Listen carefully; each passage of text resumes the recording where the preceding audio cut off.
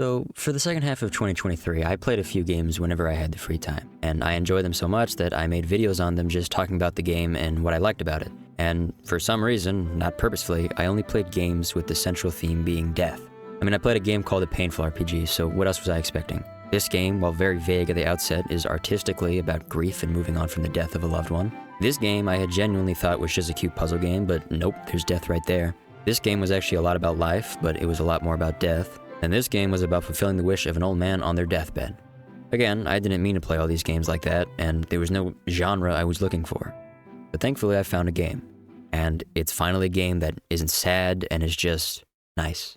And there's so much I can say about it. It's got a gentle feel to it that is so cozy. It's a great game to spend time on to de-stress. It's calming, it's cute, it's comfy, it's sweet, it's beautiful, it's so many things, and it's a game about death again, motherfucker.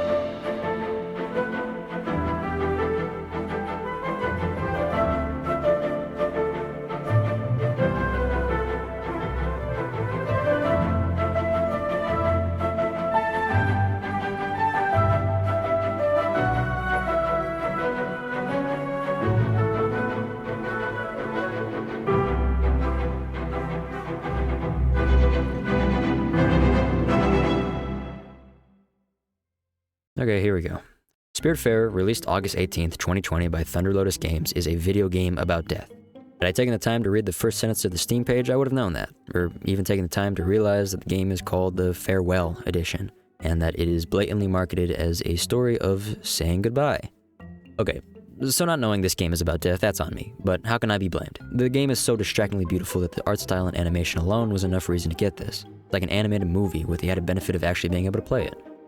The story takes place in this mysterious yet oddly familiar world as you play as a girl named Stella, who has a cat named Daffodil, which any game that has a cat in it automatically makes it worthy of Game of the Year. But you act as this ferrymaster who throughout the world finds and cares for a wide variety of spirits, basically your companions, on this massive boat.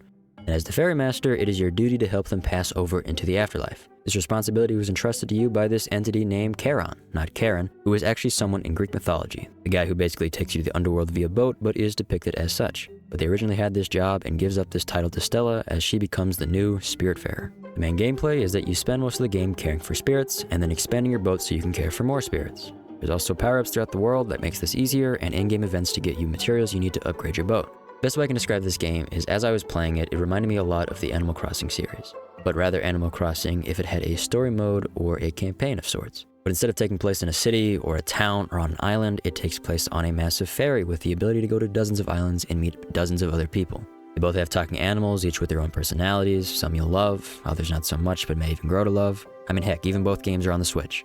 But unlike Animal Crossing, instead of there being hundreds of animal companions, there's only 14 in this game, all being unique and memorable in their own way. There's also a bunch of side characters that aren't a part of the main group but are just as memorable. My favorite side character is Alex, who undeniably has the best theme song ever.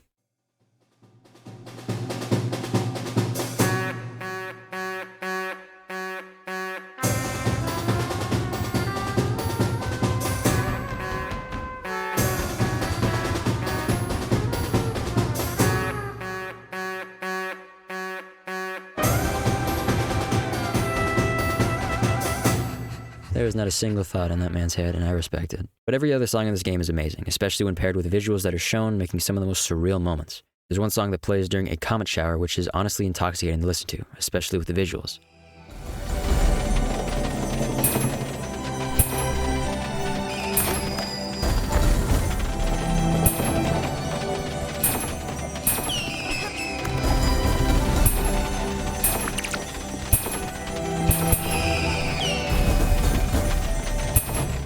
Also, have I mentioned the visuals already? Yeah, well, too bad, because I won't shut up about it. I mean, look at this.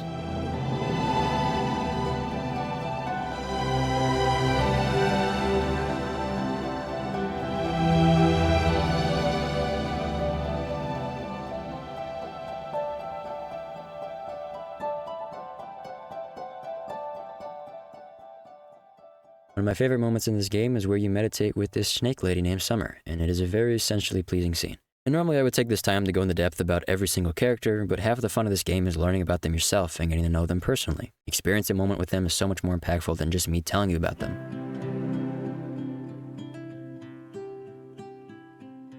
Originally, when I first started playing, I thought it was a very family-friendly, just sort of whimsical game. And while most of the time it is, some other moments get real. Surprisingly real. Whenever the spirit is ready, they request that you take them to the Everdoor. The Everdoor being this gateway that sends the spirit to the afterlife. It's this big moment signifying the end of their story and one of the most unforgettable parts of this game, in which you accompany these spirits in one last boat ride and the spirit says their last words to you. Their last words could be anything. Words of advice, encouragement, the brutal truth, and then they're gone. Only proof of their existence being the constellation in the sky that forms once they pass on, and their now empty house that stays on the ship. And the story continues. You take the next person, then the next, and the next, until there's no one left to take. While cute, this game can also be heartbreaking at times. And you may think it's corny to get attached to fictional characters, and I agree with you to an extent. But this game is different. After I finished the game, I watched this documentary by The Escapist, and it's really good. Learning the creative process of how everything was developed is absolutely fascinating. But there's one moment in the documentary where the team talks about the spirits themselves. They mention how a lot of the characters in this game are based off of real people that they had known at one point and passed away.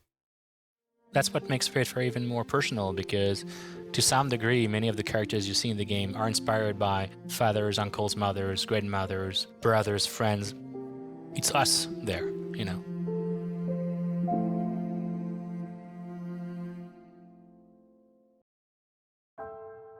These spirits are not representative of these people, they're definitely inspired by them.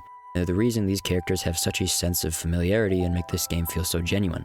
It's through the amazing efforts of the team behind Spiritfarer that through their own personal experiences have made this story truly come to life and become a worthwhile experience. I really enjoyed Spiritfarer and highly recommend it, as I think it does an impeccable job at representing death in a tone that isn't harsh or gritty, but rather comforting. It was a game that I started playing near the end of 2023 and finished 2024, and I think it was a great way to start off the new year.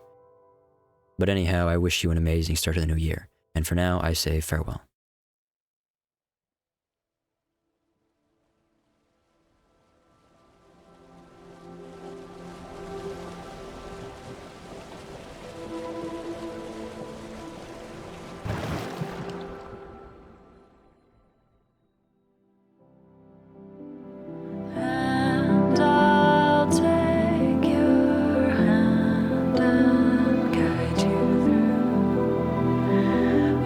Steps one takes to move on to